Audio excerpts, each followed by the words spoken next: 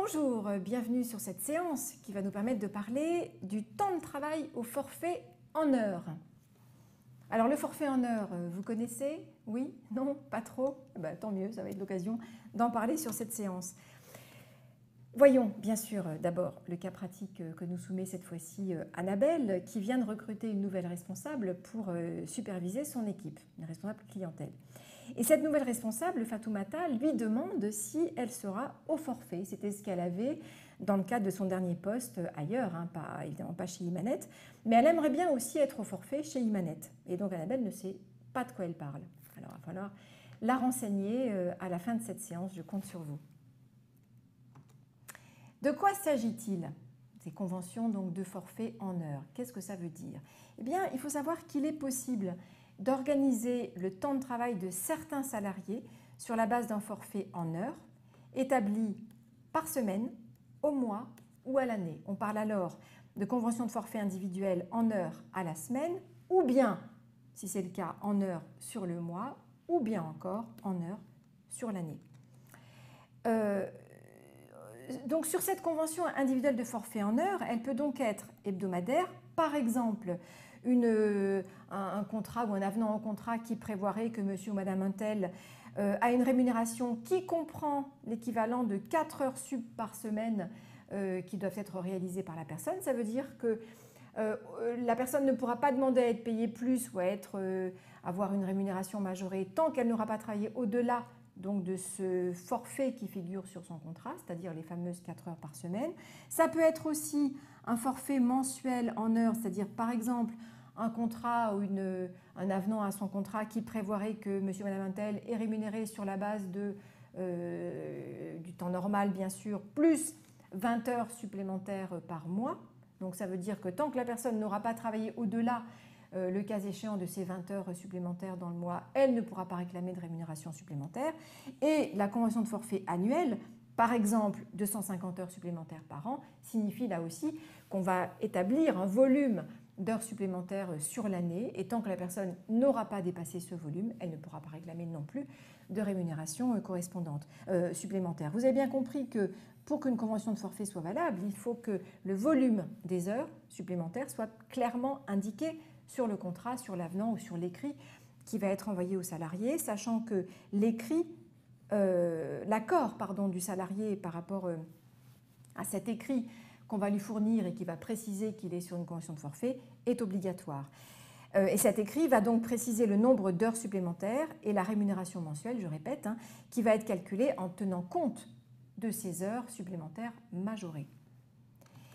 Quels sont les salariés concernés par les forfaits en heures? Eh bien, là, il faut faire une distinction entre les forfaits en heures sur la semaine ou le mois et les forfaits en heures sur l'année. S'agissant des forfaits en heures sur la semaine ou le mois, donc par exemple 4 heures par semaine ou bien 20 heures par mois, tout salarié peut éventuellement se voir proposer ce type de forfait dès lors que les nécessités de l'entreprise l'imposent. Sachant qu'on ne peut pas imposer ce forfait au salarié, bien sûr, il faut bien sûr son accord, comme on l'a vu sur la diapo précédente.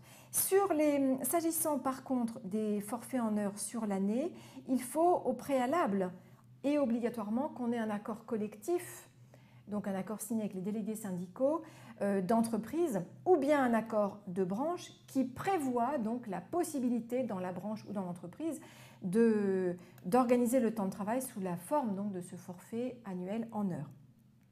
Et l'accord dans ce cas-là devra préciser les salariés concernés par ce type de forfait en heures, sachant que le Code du travail nous dit qu'en principe, il ne peut s'agir que des cadres dont la nature des fonctions ne leur permet pas d'appliquer l'horaire collectif en vigueur dans l'entreprise, dans l'atelier, le service ou bien l'équipe dans lesquelles ils sont intégrés, ou alors cela peut aussi concerner les salariés qui ont une réelle autonomie dans l'organisation de leur emploi du temps.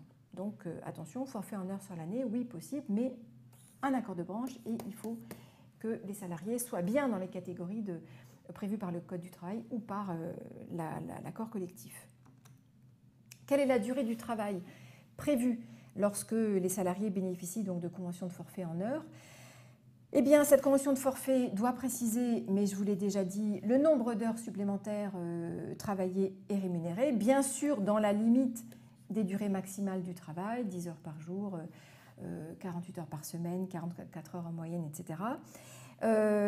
sachant que au-delà des heures qui sont rémunérées dans le cadre du forfait, si le salarié travaille, il fait des heures en plus, ces heures-là devront être rémunérées en tant qu'heures supplémentaires et être majorées selon ce que prévoit le Code du travail au niveau des majorations ou ce que prévoit, le cas échéant, les accords collectifs.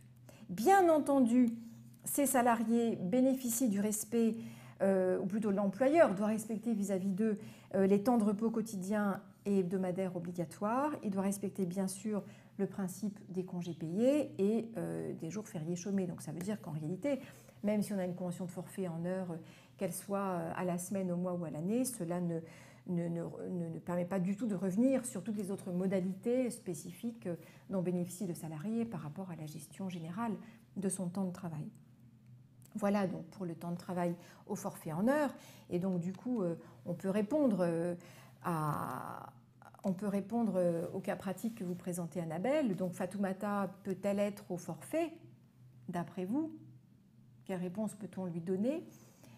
Bah oui, elle peut être au forfait, Fatoumata, mais attention, uniquement au forfait en heures à la semaine ou alors au forfait en heures au mois, parce que pour ces deux types de forfaits, on n'a pas besoin d'avoir un accord collectif préalable qui nous autorise à conclure ce genre de forfait. Alors il faudra bien évidemment l'accord du salarié, l'accord écrit du salarié, donc la signature du salarié s'il veut être, s'il accepte d'être soumis à ce type de gestion du temps de travail, mais ça ne pourra être que ça, puisque comme vous le savez, chez Imanet, dans l'entreprise que dirige Annabelle, il n'y a aucun accord collectif et aucune convention de quoi que ce soit qui gère ou qui traite de l'organisation du temps de travail. Donc voilà uniquement ce qu'on pouvait répondre à cette nouvelle salariée qui arrive et à sa question. Voilà, c'est tout ce que je voulais vous dire sur les conventions de forfait. Je vous donne rendez-vous sur une autre séance qui va nous permettre de traiter des conventions de forfait, cette fois-ci en jours sur l'année. À tout de suite.